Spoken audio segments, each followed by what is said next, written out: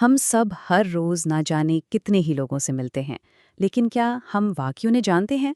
उनके अंदर क्या हुनर, क्या कहानियां छुपी हैं? आज हम एक ऐसी ही हैरत अंगेज कहानी पर बात करने वाले हैं जो बिल्कुल हमारी आंखों के सामने थी, मगर नजरों से ओझल। तो जरा सोचिए, वो कौन सी छुपी हुई सलाहियतें हैं जो हर रोज हमारे आसपास से, हमारे सामने से गुजरती हैं। इस सवाल को जहन में रखिएगा, क्योंकि आज की सारी गुफ्तगू इसी के गिर्द घूमेगी। अच्छा, तो अब आते हैं असल कहानी पर। जरा इस इम्तिजाज को देखिए। दिन में एक सिक्योरिटी गार्ड की ड्यूटी और अपनी दूसरी जिंदगी में एक यूट्यूब स्टार। जी हाँ, यही वो जबरदस्त तजाद है जिसे हम आज खोजने जा रहे हैं। तो शुरुआत होती है सैन फ्रांसिस्को से। यहाँ एक भारतीय निजात कारोबारी शख्सियत है, हरीश उथ्या कुमार। एक दिन वो अपने दफ्तर में थे, बिल्कुल एक आम दिन की तरह। लेकिन उस दिन उन्हें एक ऐसी चीज पता चलती है जो सब कुछ बदल देती है। उन्हें पता चलता है कि उनके दफ्तर का सिक्योरिटी गार्ड दरअसल एक बहुत बड़ा यूट्यूब चैनल चलाता है। जी हाँ, बंगाली कॉमेडी स्किट का चैनल। हरीश इतने हैरान हुए कि उन्होंने फौरन ये कहानी सोशल मीडिया पर यानी एक्स पर शेयर कर दी, और फिर तो बस ये कहानी आग की तरह फैल गई। और देखिए, हरीश का रद्दे अमल कितना कमाल का था। उन्होंने सिर्फ वाह क्या बात है नहीं कहा, उन्होंने फौरन लिखा कि ये बंदा तो एंटरप्रेन्योर है, अगर मुझे कभी बंगाली इश्तहारात बनवाने पड़े तो मैं इसी से बनवाऊंगा, और सबको इसी से बनवाने चाहिए। बल्कि उन्होंने उसका कॉन्टैक्ट शेयर करने की पेशकश भी कर दी। मतलब फौरी और हकीकी हिमायत। लेकिन सवाल ये है कि एक सिक्योरिटी गार्ड यहाँ तक पहुंचा कैसे? एक शौक से 3 लाख फॉलोअर्स तक का सफर। आइए अब इस चैनल करीमगंज मल्टीमीडिया के पीछे की कहानी जानते हैं। 3 लाख सब्सक्राइबर्स, जरा इस नंबर पर गौर कीजिए। 3 लाख, ये सिर्फ एक अदद नहीं है, ये इस बात का सबूत है कि अगर जुनून हो और लगन हो तो आज के डिजिटल दौर में कहीं से भी शुरुआत करके एक पूरी कम्युनिटी बनाई जा सकती है। और हाँ, ये सब कुछ रातों रात नहीं हुआ।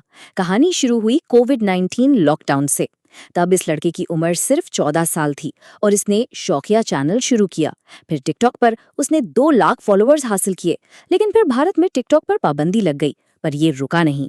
वहां से यूट्यूब पर आया और कॉमेडी स्किट बनाकर 3 लाख सब्सक्राइबर्स का संगे मील उभूर कर लिया। इसे कहते हैं इस्तकामत।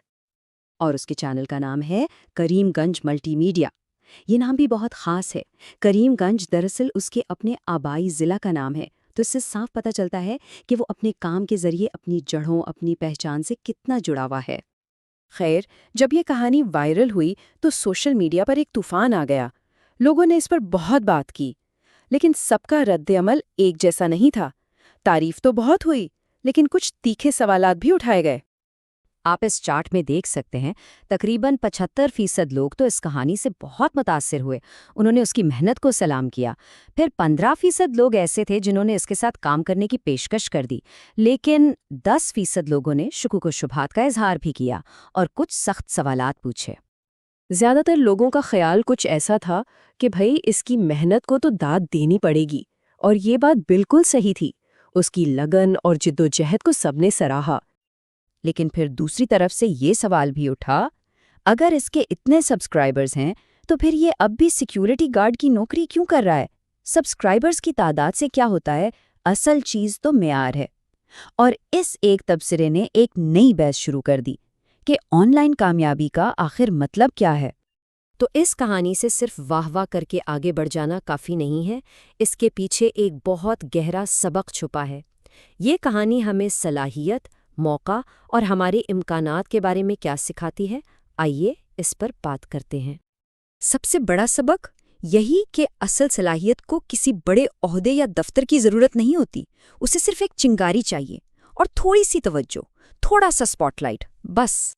इस कहानी को देखें तो आज की कामयाबी के 3 अनासर साफ नजर आते हैं। नंबर 1, टेक्नोलॉजी, जो एक प्लेटफॉर्म देती है, जैसे इस केस में यूट्यूब ने स्टेज फराहम किया।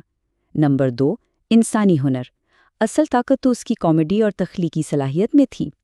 और नंबर 3, तजस्सुस, एक तरफ उसका कुछ बनाने का जज्बा और दूसरी तरफ हरीश का उसे दरियाफ्त करने का तजस्सुस, ये दोनों ज़रूरी थे। और ये बात तो हम सब जानते हैं कि इल्म ताकत है, लेकिन उस इल्म को इस्तेमाल करना, उससे भी बड़ी ताकत है।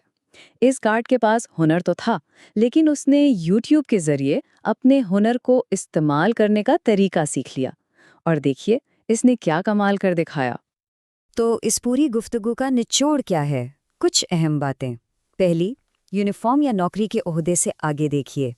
दूसरी, सलाहियत कहीं से भी किसी भी कोने से निकल सकती है। तीसरी, टेक्नोलॉजी इंसानी तख्लीकी सलाहियतों को पर लगा देती है। और चौथी और सबसे अहम, कभी कभी किसी को पहचान लेना, उसकी हौसला अफजाई करना, एक छोटा सा अमल किसी की जिंदगी बदल सकता है।